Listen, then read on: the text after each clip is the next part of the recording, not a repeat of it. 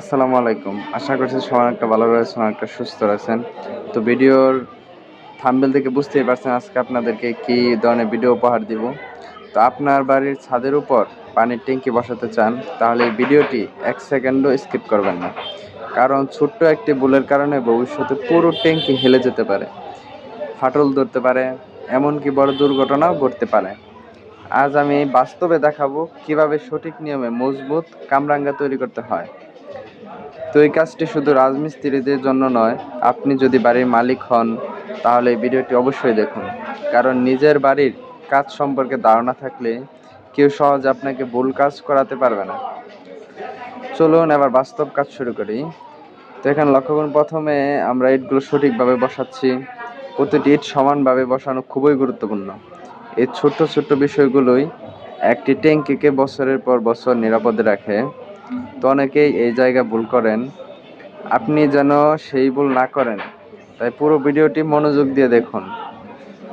আপনি যদি নতুন রাজমিস্ত্রি হন তাহলে এই ভিডিওটি আপনার কাজ শেখার জন্য অনেক সাহায্য করবে। আর যদি অভিজ্ঞ মিস্ত্রি হন তাহলে নিজের অভিজ্ঞতার সঙ্গে মিলিয়ে দেখতে পারেন। বাড়ির মালিকদের জন্য একটি খুব গুরুত্বপূর্ণ কারণ, কাজ বুঝে করালে ভবিষ্যতে বড় খরচ থেকে বাঁচা যায়। এটা সবসময় খেয়াল রাখবেন। ভিডিওটি যদি আপনার উপকারে আসে তাহলে একটি লাইক দিয়ে জানিয়ে দিন। কমেন্টে লিখুন পরবর্তী ভিডিওতে কোন কাজ দেখতে চান। আর রাজমিস্ত্রির কাজ ইউটিউব চ্যানেলটি সাবস্ক্রাইব করে পাশে থাকুন, কারণ এখানে আপনাদেরকে বাস্তব কাজ শেখানো হয়।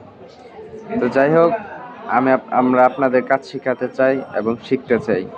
যদি কোনো ভুল ত্রুটি হয়ে থাকে অবশ্যই আপনার ক্ষমার দৃষ্টিতে দেখবেন।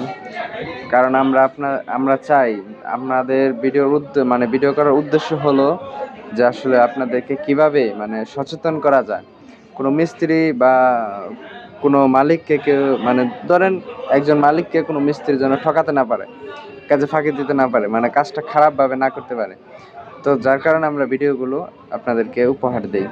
তো যাই হোক, একটা জিনিস প্রথমে খেয়াল রাখবেন যে প্রথমে যে আমরা ইটগুলো সঠিকভাবে যে বসাচ্ছি, এই বসানোটা সবসময় খেয়াল রাখবেন।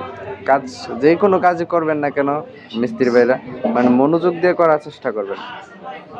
অনেক মিস্ত্রি আছে যে আসলে মনোযোগ দিয়ে ঠিকভাবে কাজ করতে পারে না, যার ফলে দেখা যায় যে অনেক সময় অনেক বড় ধরনের ক্ষতি হয়ে যায়।